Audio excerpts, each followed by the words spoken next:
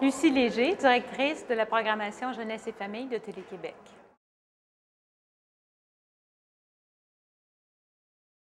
Là, vous me demandez le secret de la caramel qui, si on le savait, on réussirait tous à être premiers sur notre marché.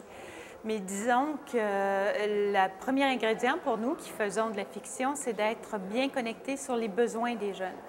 Bien saisir dans quel environnement ils vivent, qu'est-ce qui est fondamental pour eux, quelles sont leurs grandes préoccupations et comment ils en parlent. Les relations avec leurs amis, les relations avec leurs parents. Et c'est à partir de ce matériel-là que nous bâtissons nos séries. Ça prend évidemment des auteurs de talent et ça prend aussi une bonne idée de départ.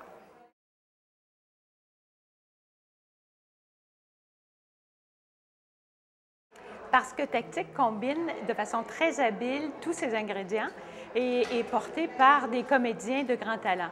Ce sont des jeunes que l'on voit à l'écran et les quêtes principales en scénarisation portent avant tout sur les préoccupations des jeunes. Alors, les jeunes à la maison peuvent s'identifier aux jeunes qui sont à l'écran et ça permet également aux parents d'avoir accès à la vie des jeunes, à leurs préoccupations. Alors, ça répond au sein de la famille à deux préoccupations, à celle du jeune qui écoute et à celle du parent qui essaye d'accompagner ces jeunes qui sont en train de gagner leur autonomie.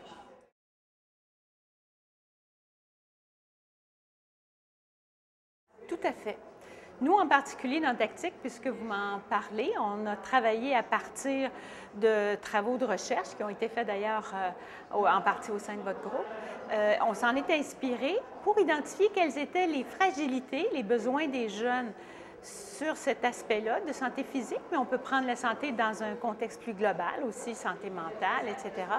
Et on a essayé de proposer aux jeunes des modèles de jeunes positifs pour faire du sport, pour avoir des relations sociales qui sont saines, pour avoir un environnement qui est sain, mais dynamique. Et on a eu accès, on a eu le privilège d'avoir accès à la parole des jeunes. Alors non seulement on savait quels étaient les points qui étaient plus fragiles pour les jeunes, mais on savait aussi de quelle façon positive ils pouvaient en parler et comment ils en parlaient.